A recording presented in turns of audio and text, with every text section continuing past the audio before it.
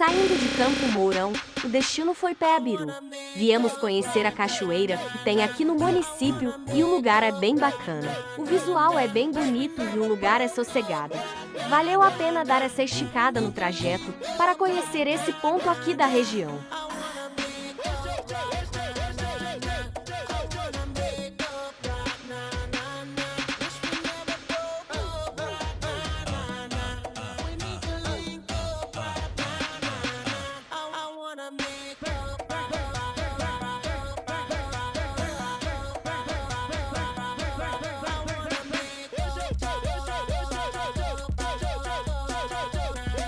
Para sair da cachoeira tem esse trechinho de trilha no meio do mato, um contato mais direto com a natureza antes de voltar para o asfalto.